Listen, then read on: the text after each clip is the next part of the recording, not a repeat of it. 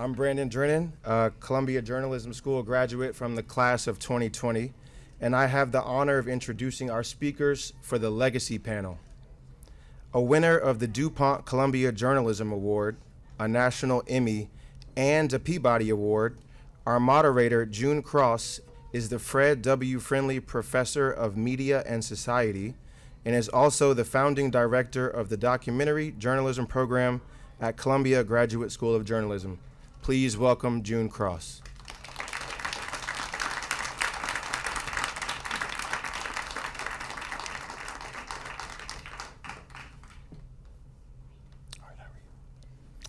The great-grandson of Ida B. Wells, our first panelist, Dan Duster, is a motivational speaker, successful business owner, author, and a member of the Ida B. Wells Foundation. Please welcome Dan Duster.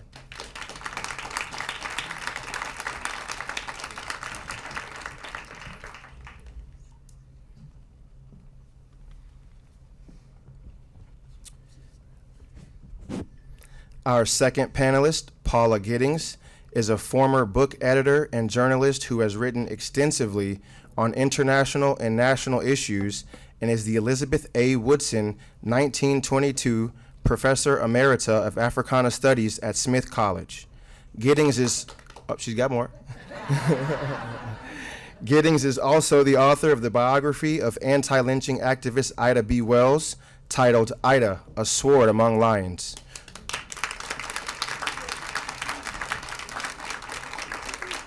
And just to cap off Giddings' accomplishments, the book won the Los Angeles Times Book Prize for Biography and was a finalist for the National Book Critics Circle Award. So once more, please welcome Paula Giddings.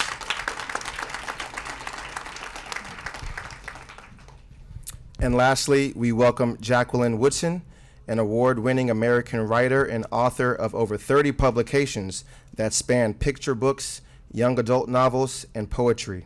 Woodson crafts stories about Black children, teenagers, and families that evoke the hopefulness and power of human connection, even as they tackle difficult issues such as the history of slavery, segregation, incarceration, interracial relationships, and sexual identity. She is currently working on a screenplay on the life of Ida B. Wells. Please welcome Jacqueline Woodson.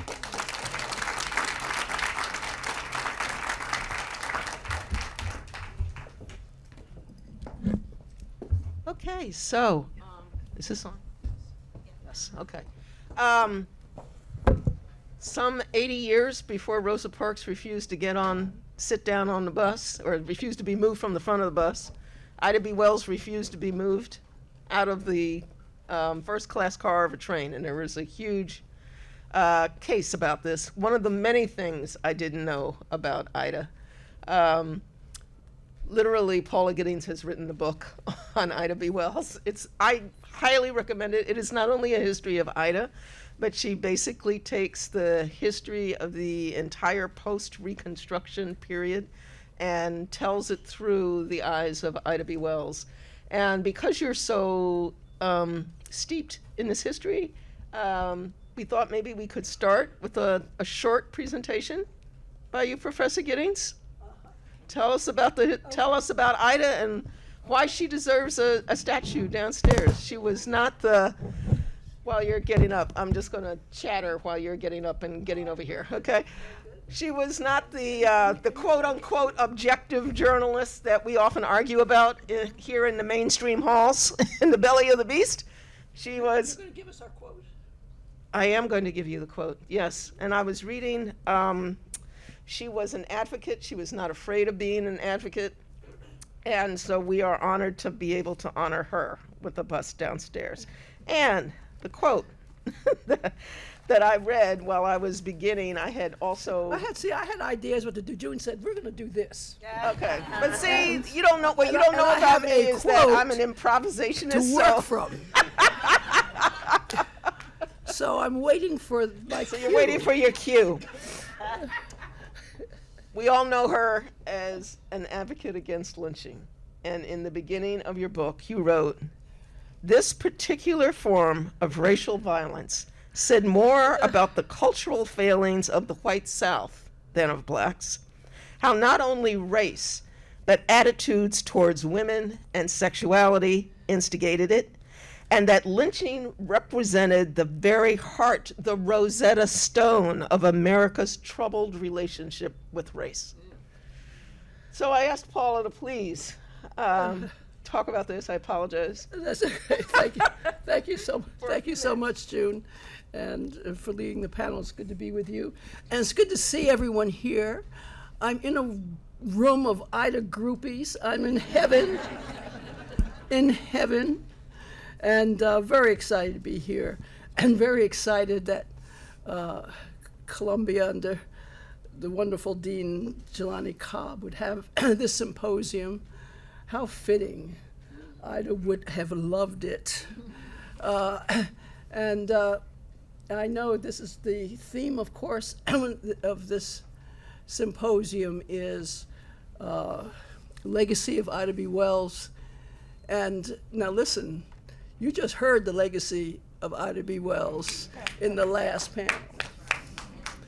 I mean, these are the geniuses of our generation who are carrying on such important work. To my quote, Ida Wells, of course, just to set it up a little bit, talked, of course, Ida Wells wasn't just talking about lynching when she was talking about lynching. In the spring of 1892, Ida B. Wells, editor and co-owner of the Memphis Free Speech newspaper, traveled to Tunica County, Mississippi.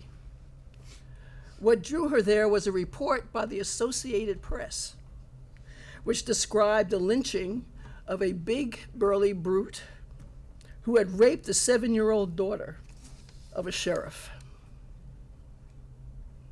Such reports by reputable news organizations had, by that year, the ability to reach the entire country, as did reports by scientists such as Lester Ward, who said, blacks were impelled by the imperious voice of nature to rape white women, to raise his race to a higher level. Dr. Ward was a professor at Brown University. By implication, black women were hypersexual, immoral, bereft of the virtues of true womanhood, and thus unable to curb the sexual appetites of men, and thus relegated them and the race to the lower rungs of civilization. Black people may not have believed the worst of these characterizations, but they had come of age in the amber of a Victorian world where respectability, not race, was destiny, where first-class citizenship was not a natural right, but had to be earned. Just a generation removed from slavery, black people were indeed earning it.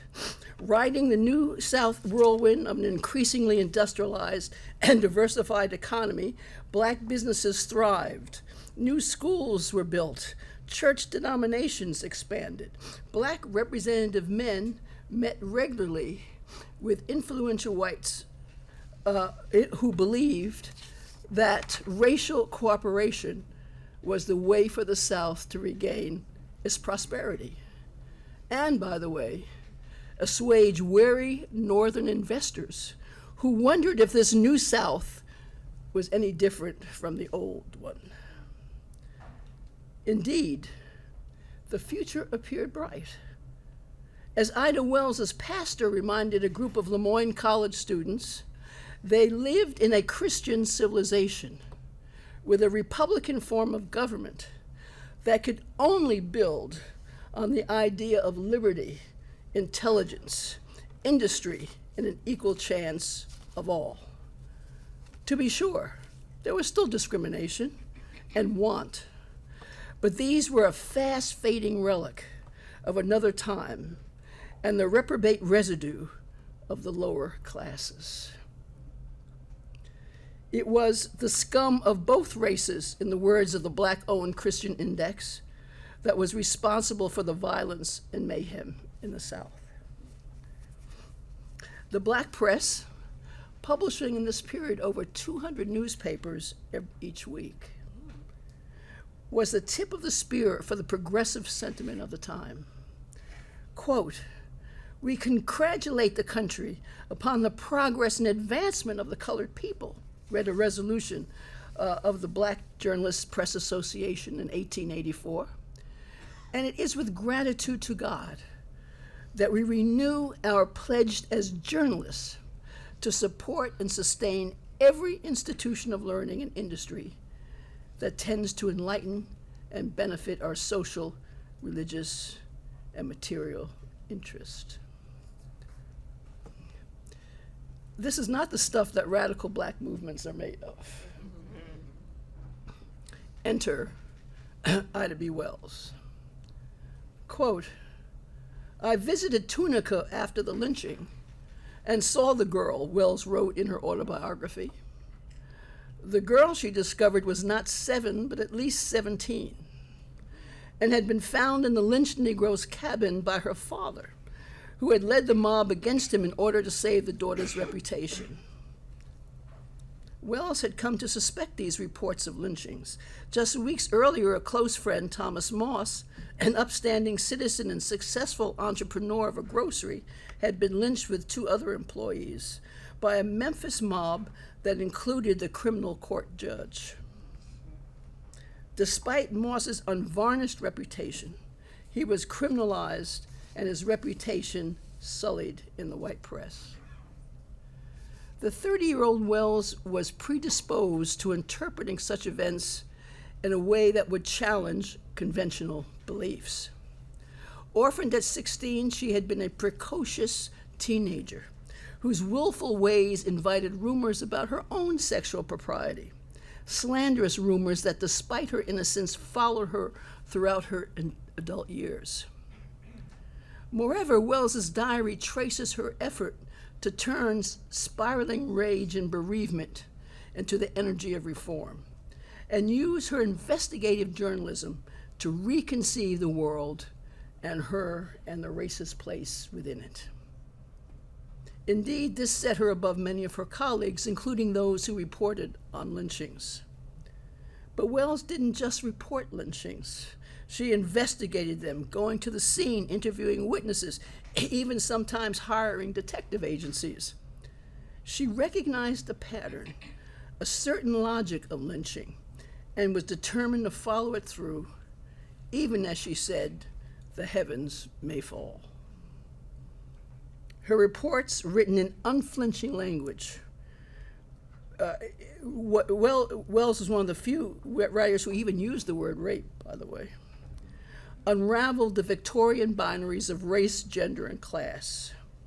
It was white women who were sexual, Black women victims, white men barbaric and violent, Black men successful and sentimental. It was not the white lower classes responsible for violence upon Blacks, but the so-called best men, respectable white men in authority, who were the villains. Lynching was not about rape, it was about power and keeping Blacks down. The ancillary to this, she wrote, was that, quote, "The mob spirit has grown with the increasing intelligence of the Afro-American, not perceptions of their criminality." This was not the New South. It was the old one, rife with hatred and mendacity. For Blacks, respectability might accord social privileges, but it was not an agent of change. Blacks needed to claim their rights, not earn them, and that called for agitation and protest across lines of class and gender. Quote, "To Northern capital and Afro-American labor, the South owes its rehabilitation," Wells wrote. "If labor is withdrawn, capital will not remain. A thorough knowledge and judicious exercise of this power in lynching localities could many times effect a bloodless revolution, end quote. This early call for civil disobedience and intra-class insurgency was a marked change from the past, and one which is embraced by modern social movements. Wells's legacy was providing new strategies for resistance, but moreover, new ways to think about ourselves. Thank you.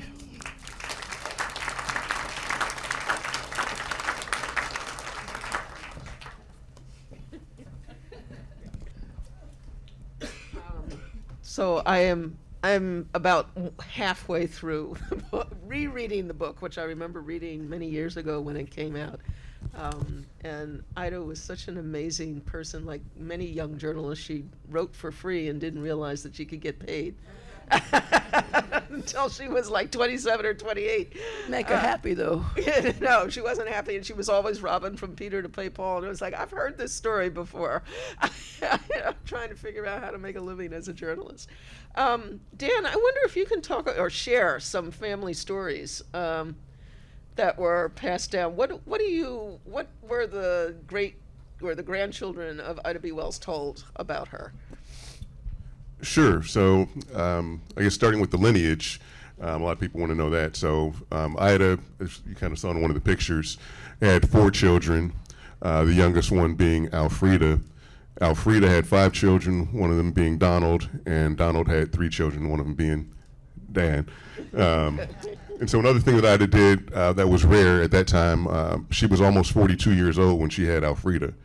Mm-hmm. So thank goodness for Ida being a trailblazer in many different areas, especially having children late. That's why I'm here. A lot of people always ask us to tell stories about Ida, and I really didn't appreciate being a descendant of Ida B. Wells until, I'd say, college, and my father was intentional behind that. Ida was intentional in telling her children, be independent, for 2 reasons. One, don't make a name off of my name, so don't utilize the Wells name, or Wells Barnett name, to make a living or to profit from that. But also equally important is be independent. Each of you is individual, and we want you to be independent. And so that was carried down through generations. So having conversations with my father probably in my late 20s, there were some things that were passed down intentionally. One was Ida very strongly valued family, in that family was a priority. So her mom, Ida's mom, of course, was enslaved, but her mom's family was sold off into slavery, and she never reconnected with some of her siblings. And so that was transferred down from Ida's mom to her, and subsequently to the family as well. Integrity was a big thing in my family, and didn't fully appreciate that until college. If in the house, if something wasn't yours, you didn't touch it. You didn't have to worry about hiding it or protecting it. Living in a fraternity house, other people didn't have that same level of integrity. So I won't say they stole, but I still got some CDs that have not been returned to me.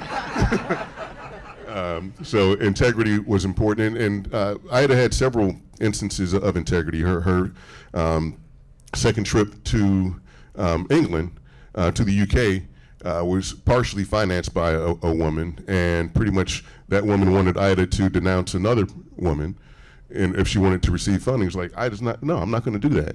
And she said, okay, we're not going to get the funding. She said, okay. So having integrity, and I talk about a couple of other things with that. I say be Wells, which is be wise with your choices, be excellent with your actions, live with integrity, lead with courage, and speak with passion. And to truly have integrity, you've got to have courage. Because to have integrity, you're going to have to tell people no, you're going to have to piss some people off, right? And you've got to have the courage to do that, and to be talked about, to be defamed. And so the other one is speak with passion, which means to speak with passion, you have to live with passion. And so, we weren't encouraged to, go do civil rights, but it was like, find what you love and find your passion, and really act on your purpose and passion in life. So those are some of the things that were passed down generation to generation. And Jacqueline, you've been working on a screenplay. Tell How us do you about that, bring- Jacqueline. Tell us about the screenplay, and how do you merge these personal and historical facets of Ida into a character that we'll want to watch on Netflix? I don't know if this It's is on. It's on? Yeah. You can hear me? I don't think it is. It should be up. Oh, now it is. Okay. That was totally my fault. So it's been an interesting journey. I finished the screenplay last year. And working with Michelle Duster, working with myself as a producer and other producers, it was being done by Amazon. And then we heard that Amazon wanted to pass on it because no one in the room knew who Ida B. Wells was, which tells you a lot about Hollywood. Well, it's not the end of the movie will get made because, it's about Ida B. Wells, and I'm writing it, and I'm not going to give up until it's on the screen. And it has been an interesting journey because for a long time I didn't know how to find my way into who she was, because I couldn't understand where this small woman got all this fire. And the fact that she had been born enslaved, was enslaved, as we know, for a short time, and then grew up in this era of Reconstruction, and then watched everything as Nicole and Dr. Crenshaw was saying earlier, watch it topple. And the way in for me was the fact that we are living in that same moment. We saw our black president, we had our happy dance, and then it ended, right? And then suddenly we're watching all of these rights, the erasure of our histories, the erasure of ourselves.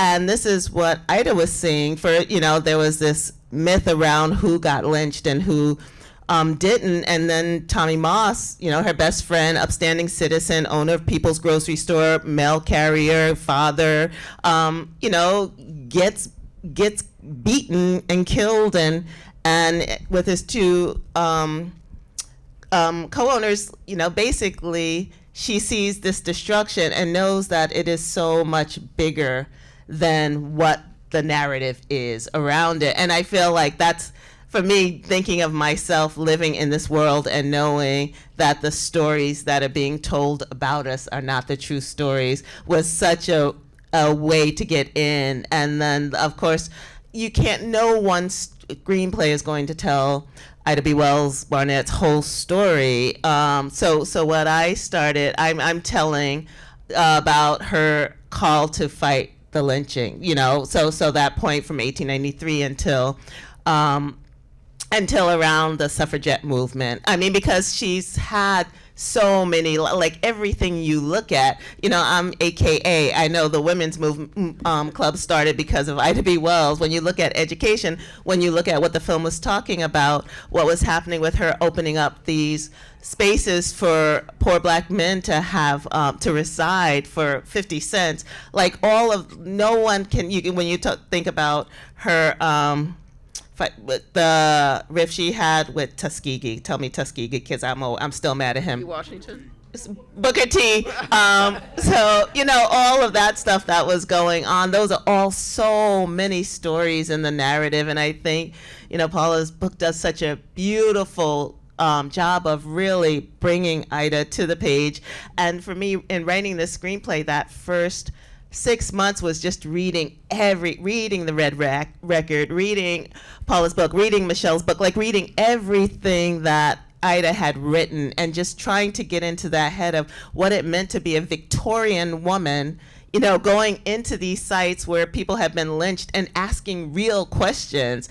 And so that kind of fire just helped me get the narrative on the page. For some of the younger people, what did it mean to be a Victorian woman? Jackie or Paula, whoever wants to answer this. What did it mean to be a Victorian woman? I'm sorry, I have a really bad cold, so I don't want to spread germs. Thank you for that. So I'm just going to say a little because I think you can go more. But a Victorian woman was basically seemingly supposed to be asexual, right? The dress was to your knees. You didn't talk about the stuff that Ida was talking about. And there was this real chastity to you. And also, you didn't have any ownership over your body, really. You know, your man got to decide what happened. And it was just such a deeply different time, and such a, well, not than it is now, and such a silencing. Right. Paula? There's a great term that someone who was writing about the Victorian period in the South said, and he said Victorianism was you strove for radical innocence. Oh God, that's beautiful. Radical innocence, and you know, and there's still some of that in our culture still. You know, the U.S. doesn't take responsibility for anything. So that was so anything. One thing that was very interesting was to look at Ida Wells when she was courting, because they courted according to Victorian mores, and because Victorianism you were so suppressed that one of the ideas around courting was to find someone who you could really expose yourself to and who you could trust, and who you could tell your real self to, because everything else was such artifice, and so that made courting and relationships very intense, and it made when they broke up, because if you've already exposed yourself and then you were betrayed, you know, it's almost homicidal, right? So this was a very and that was a part of, and with the Victorian courtship, you went from one step at a time, first calling each other by your last names, and then, gee, can I now call him by his first name? And then, did I allow him to kiss me? She says one. So it's a step-by-step process, but it was sometimes we forget that black people were emancipated during the Victorian period. So gender was as complicated as race, as black people are trying to figure out, you know, their personas. And as I mentioned, it does not make for activism. If you have to behave in a certain way and you can't roil the waters, because then you will lose your privilege of being this first-class citizen. So respectability to some was really actually a civil rights issue, and became very angry at Ida when she transgressed it. Dan, did that sense of respectability carry down to your generation? Are you also trying to bust out and make change? Well, I was just, I'm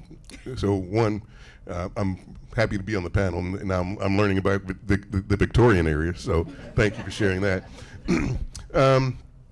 Right, so as far as responsibility, like I said, it was not, I had more responsibility as a duster than a descendant of Ida B. Wells. So in Chicago, so again, education was another priority for Ida as well. Of her lineage, so her daughter Alfreda went to the University of Chicago. All of her children, which is my dad's generation, went to, because again, Chicago's still one of the best cities in the country. It's also still one of the most segregated. So blacks can only go to one of a handful of high schools. So his generation were all either valedictorian or salutatorian. Went to Phillips High School in Chicago. And so people would say, Duster, oh, I know your mama. It's like, well, no, it's not my mom, but it's my aunt. But if you tell her, it's going to get back to my mom that I did something.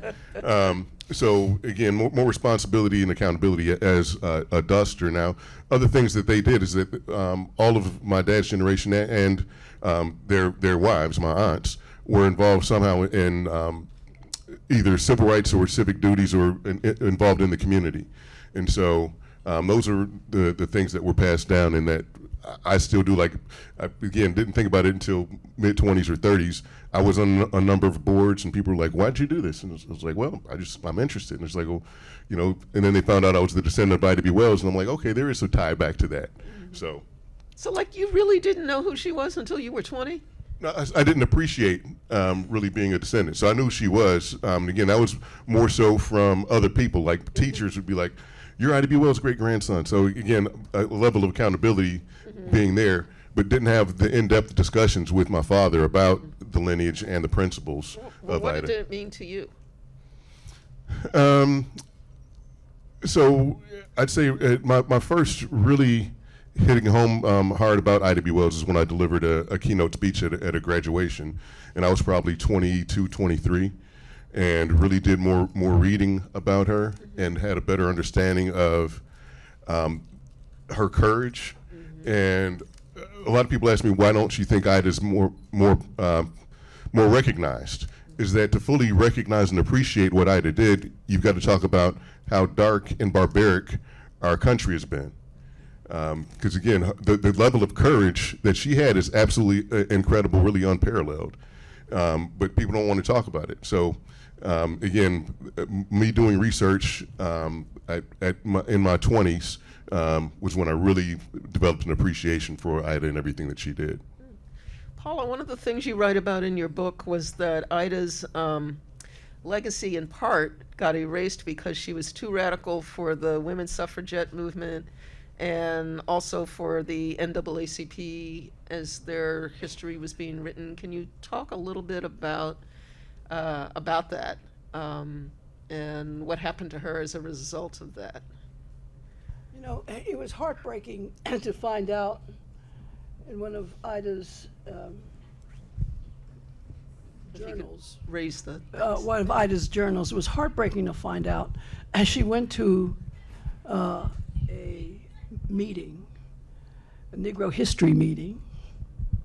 Carter G. Woodson, in fact, she had helped Carter G. Woodson to begin his organization. He had actually spoken at the Negro Fellowship League when he was just beginning. And Woodson's partner was actually Ida's doctor, physician. But by 1930, she goes, it's a year before her death, she goes to a meeting, a Negro history meeting. There, as she says, reading a book by Carter Woodson, reading about lynching, and her name isn't mentioned. Her name isn't in the book.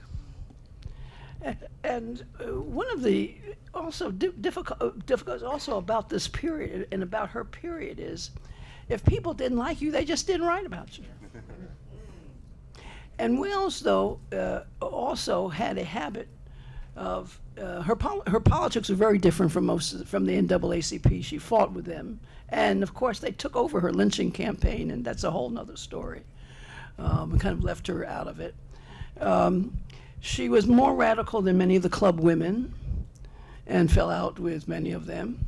She fell out with Jane Addams, who was in Chicago. She fell out with white leaders. She fell out with presidents that she would name. Right? And part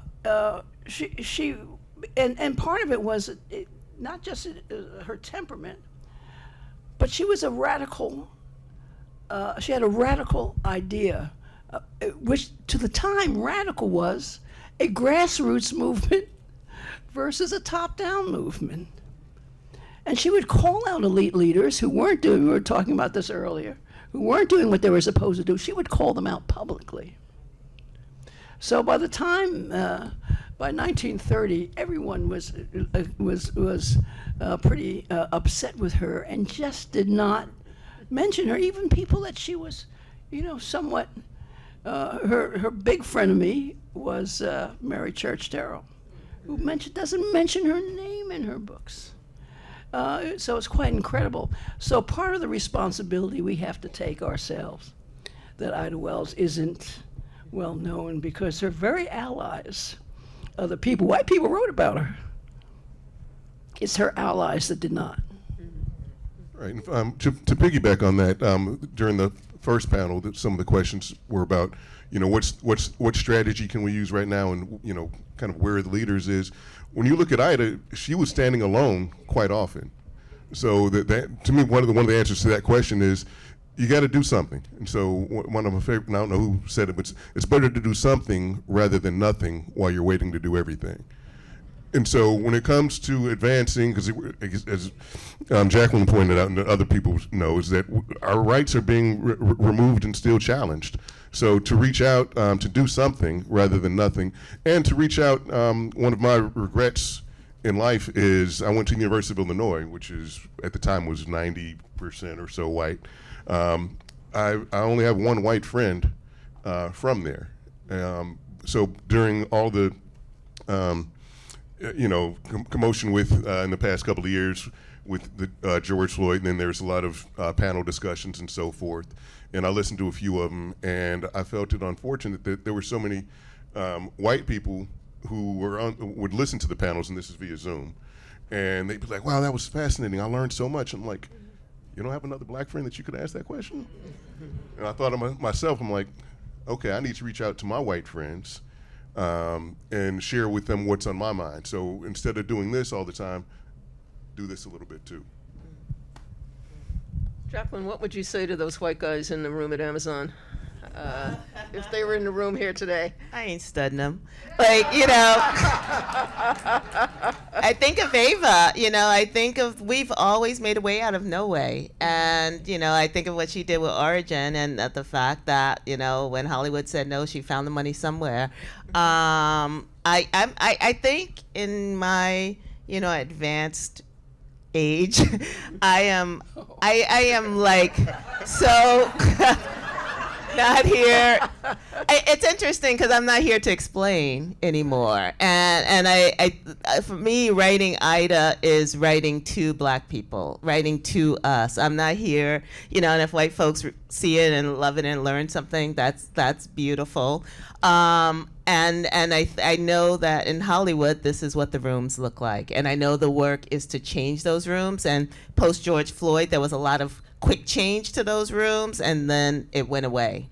And so I know I think probably 20 years ago, I would have thought, let me get inside those rooms. Let me do the work to get inside those rooms. And now my thought is like, no, we're going to make this, and we're going to figure out where it ends up, where its home ends up being is going to be the best place for it. And I can't curse here, but I would. But the non-curse way of saying it is I ain't studying them. Okay. One of the things that strikes me, Ida, both of Ida's parents died when she was 16 from a yellow fever epidemic. And the first battle she actually had was to try to keep her family together. She had, was it 3 siblings? Paula, 5? 5. So can any of you talk about her battle to do that and what she had to do, even at the age of 16, to try to hold her family together? Anybody? There was a meeting of Ida Wells's, a friend. I'm sorry. There was a meeting of, after her parents died, within 24 hours of one another, by the way, of a yellow fever epidemic, and also a young baby died. Ida was outside of Holly Springs at the time and comes back. The first decision she makes is they say, don't go back. No one knew what the cause of yellow fever was. And they said, don't go back, you'll get sick as well. She said, I have to go back. My brothers and sisters are there. And she, there was a meeting. Her father was actually a very important civic figure. He was a Mason. He was a master Mason. And he was a civic figure and had lots of important friends, Black friends, in Holly Springs. And they gathered one day to figure out what to do with the children. And they decided to split them up. And in fact, and apprenticed the brothers to work, hoping that they had the same skills. Her father was a very skilled carpenter. And I just said, no. She said, my parents would turn over in their graves if we split the family, if you talked about family, if we split the family up. So she insisted that one of them find her a job teaching. She was actually too young to teach. She lengthened her dresses and tried to look older to get a teaching job to support the children herself. So that was the end of her her childhood. Wow. Yeah. It was also a transgression that made it, I think that was when I talked about those rumors about her sexual propriety. Because she was so willful and independent, and probably made some of those people angry, some of her friends angry, you know. But to see that this rumor actually follows her to Chicago, I mean, it's quite amazing. So she pays for that right from the beginning. But that's her first real decision, and that's who we know who Ida is. Jacqueline, did you want to add something to that? No, I was thinking about the part of, wasn't there a white man that was holding money for the family that she approached to get the money, and then people started a rumor about her asking white men for money. Didn't that happen also? Well, this is a part of the story. The physicians at that point, I just don't want to talk too much. At that point, physicians, white physicians, traveled the country to cities that had pandemics, and they also came into Holly Springs, and they took care of Ida's parents. And one of the physicians was a white male physician, and on her father's deathbed, he has savings. He gives it to the physician to give to Ida. And so Ida is seen later in the public square accepting money from a white man. And then people begin to conclude, well, this is why she wanted to be away from us and take care of the children in solitude somewhere, so she could solicit white men, right? She says something very interesting in her autobiography. She said, never, and of course she writes her autobiography in 1930. She begins writing it, well, a little earlier, but in the late 20s, begins writing, so you know what she's experienced. But she says in her autobiography, I have never been so shocked as when I heard this rumor about me. That's also the Victorian sensibility, right? Even though she should have been shocked by a lot of other things by then. But this was very, very important to her and seared her. So why does she deserve a bust in the halls of the belly of the beast here at Columbia Journalism School? Several reasons. What we've talked about is her contributions to society, but especially to journalism, is that she really was America or the world's first investigative journalist, and for her courage to do so, knowing that her life was being threatened, is that she didn't return to the South for decades for fear of the threats on her life. Again, to initiate, after her three friends were murdered, she initiated a boycott of the rail cars in Memphis that was successful.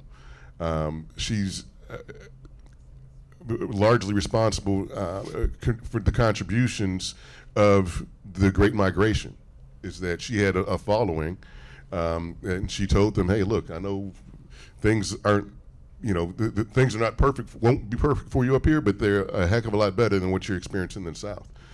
And so the things that she started, some of the things in the film, starting the Negro Fellowship League, again, without strategy, without support, the things that she did were absolutely phenomenal. So, within journalism, what's unfortunate, as we talked about, is that her name recognition is barely there. But people may know her, but then they're like, oh, she knew that the hot comb, right? So, no, it's not the hot comb. Right, or she helped rescue the slaves. It's like, no. So they're aware of the name, but they're not aware of the contributions that she had. So I think journalism is absolutely one of the things that she contributed to most. So that's my opinion of why she deserves, or Columbia really deserves, to have a bust of Ida. We're honored to have it. Jacqueline? I'm echoing Dan, and I also think the bust is for the Black women who came through the School of Journalism and the women who are coming through it now. It's a testament to survival of the institution, and it's a testament to the fact that we were here, as Nicole said, doing this work and creating this work. So I think, I don't know what Ida would say about being here, but I do think that it is, given what she has done to literally change the narrative of journalism and the ways of Black people in so many ways, that it feels like she should be here and a whole other lot of places too. So hopefully this is the beginning of mini bust of Ida. Okay, great. Paula, you have anything to? When I first came across Ida Wells, in my research, I was working on When and Where I Enter, and Ida sort of came and sort of sat down on the page, you know. And she said, these women you're writing about, they're important, but I'm really important. I'm at the center of everything. Follow me, and I will show you America. Wow. Follow me, and I will show you what we have to do. She's a kind of a prophet, not a prophet necessarily of talking about the future, but a prophet of telling us who we are, where we are, what we have to do. And she says, I will be the example, because I'm just not going to talk about it. I'm actually going to do it. Even, I love that phrase that she says, even if the heavens may fall, and they did. She changed everything. She changed everything, and we're just beginning to catch up with her. And so she said, you know, very simply in terms of her work, the people must know before they can act. And she was dedicated to us knowing what we needed to know to stay on this place. I don't know where I am for time. Who's my timekeeper? Anybody? Okay. All right. Any questions from the audience out there? You said 5 to 10 minutes? I don't know where I am. I'm sorry. We went long. The thing that amazed me was that the whole campaign about a man was lynched today was based on her reporting, and she never got any credit. It was like she just totally erased. I'm sorry. Go ahead. Good afternoon. Good afternoon. This is wonderful. Hi, Professor Giddings. I don't know if you recall me. Oyema, class of 22. Excuse me, class of 11. I apologize. Class of 11. Okay. Okay. Thank you for passing me in that class. It's great to see you. You as well. Thanks for passing me in that class, even though I didn't do the full 10 pages. I appreciate it. That was part of the revolution. I have news for you. We've been reviewing some passing. It's 13 years past, so we good. So I have one question for you, and I have one question for Woodson as well. Good to see you, my fellow aquarium. I did get your message from your assistant, so thank you for that. So for Professor Giddings, my question is, from a speculative speculation, if Ida B. Wells were to walk into this auditorium room right now, how do you envision her embodying her sword among lions? How do I, embodying her? Because the title of your book, I believe, is Sword Among No, Swords. I remember.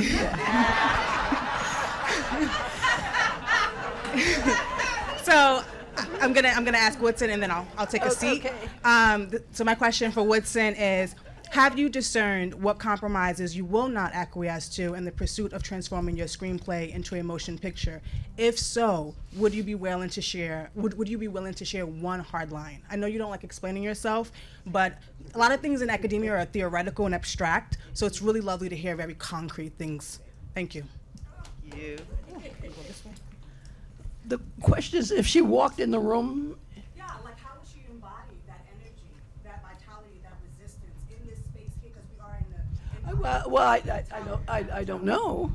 I don't know. But I know how she embodies the energy that we feel now. Without her work, you know, one of the people who really helped me to understand certain aspects of Wells was Toni Morrison. And she said, she describes this, I wrote this, quoted her. She said, Ida Wells is like a ghost waiting to emerge, you know. And so that energy which we all feel, that energy which has the Columbia School of Journalism having a whole symposium about her, it's more than just the things that she did, that she contributed. She's larger than the sum of her parts, I think. And so that's the sense we feel. Toni Morrison also said to me, she said, I'll always remember this, she said, you know, when I mentioned my project, Ida Wells, she says, very casually, she said, well, you know, Ida is important. I said, oh, Lord. I mean, I knew she was important, you know, but when Toni Morrison says she's important, you know, I told Toni, I said, you added about 2 or 3 years to my research. So, you know, let me make sure I know what you're talking about. So it's just a tremendous dimension and depth and centrality to everything, I think, to our culture and to our history, and certainly to the legacy of Black women. We feel it. Good afternoon. Hi. Wait. There was a second So, question, Jackie. You got to. I Excuse think the part about what I wouldn't compromise on, one thing that was asked of me is to make Susan B. Anthony a bigger character in the narrative, and I was like, nah, no thank you. Okay, go ahead. Good afternoon. My name is Steve Litt. I'm a member of the J School class of 1980, along with Betty Baye and Wayne Dawkins.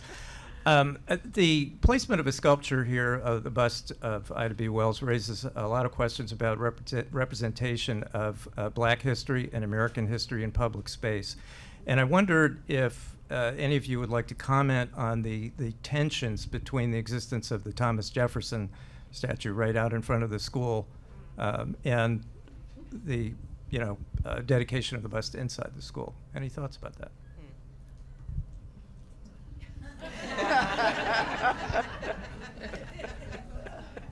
What do you think? Yeah.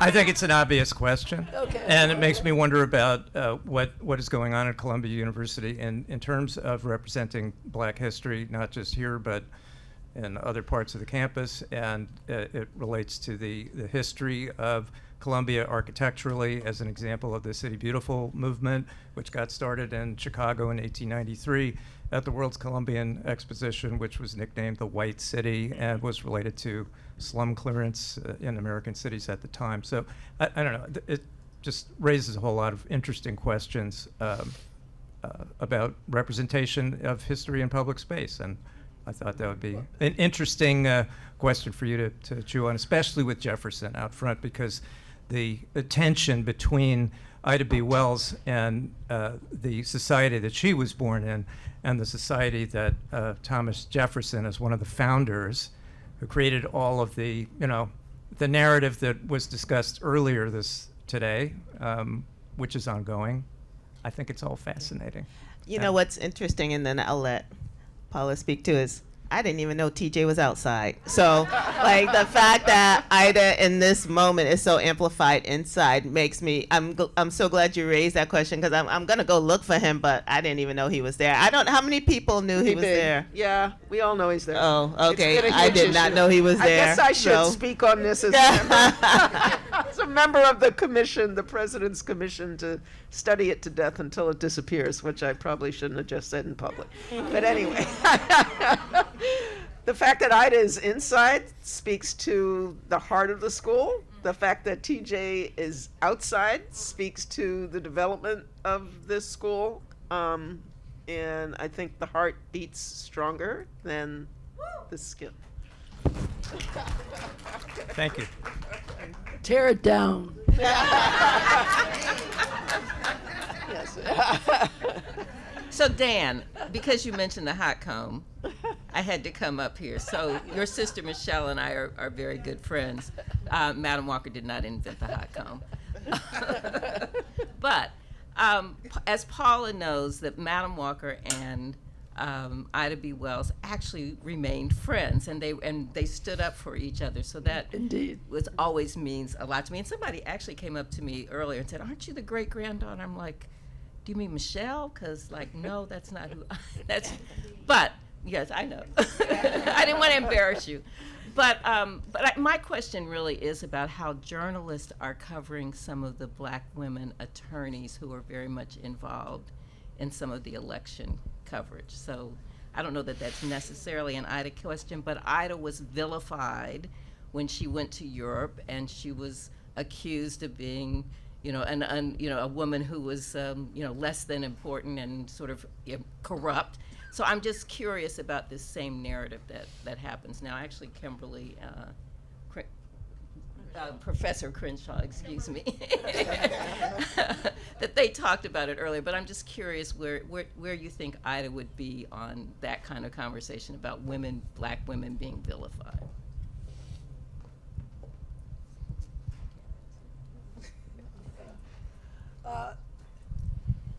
It's the same old story, isn't it, Amelia? I mean, it's the same old story. But I tell you one thing, I'm proud of those women. Lord have mercy, and I worry about them as well. And but of course they are not the same. And this is a little off the subject, but everyone is talking about the Princess, about Kate, and let's protect her. Let's protect her privacy. What about Meghan? My God, it's just a double standard. Fonnie did complicate things a bit, however. I think we have to call it, and I think that was very unfortunate. But to listen to her testimony and to hear what she is being, subjected to, and we talked about this, or in the last panel, where she can't go anywhere without security. She is worried every day about her life, and talk about someone. And Attorney James is in the same situation. But talk about women who are fighting for the democracy of all of us. I mean, what examples of that? And I haven't seen a great support for them. We're going to need to do a speed round because they're telling me I'm out of time. Go ahead. Okay, hi, my name is Zoe. I work with sexual violence response. And in hearing you share that Ida took care of her siblings starting at 16, it made me think about the ways in which youth is robbed from, black children. And as someone who... Question. I'm getting there. I can't give it without context. As someone without, I guess, how do we preserve the youth of black girls who are being raised, who are being led by people like myself and who want to bring them into the movement without exposing them further to harm and violence? Hey, thank you. Next. Thank you for extending your day. My name is Camila Tibbetts. I'm an executive graduate student in the Strategic Communication program here at Columbia. And my question also goes back to what Nicole said about she didn't realize she was okay. And you use phrases like Ida's willful independence and how we are the firewall. And I have more of a statement of gratitude versus a question, which is the idea. We need a question. I'm out of time. The idea that her bus is, to your point, a testimony and a statement to our survival as black women on this campus. So thank you. Thank you.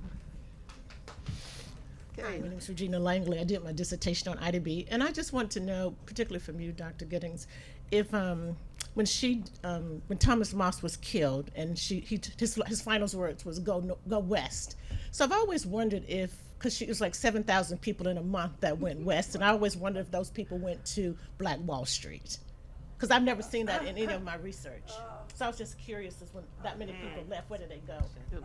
I don't know. I don't know that the answer if they went on to but they certainly settled in Oklahoma, in the all-black towns in Oklahoma. I'm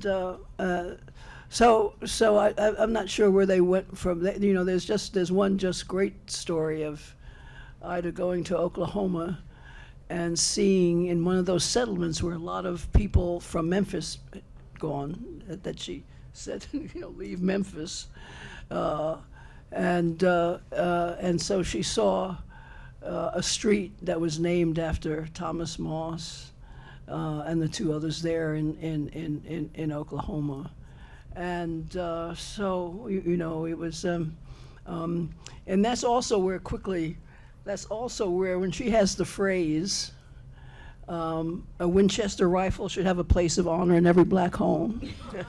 Negroes get guns.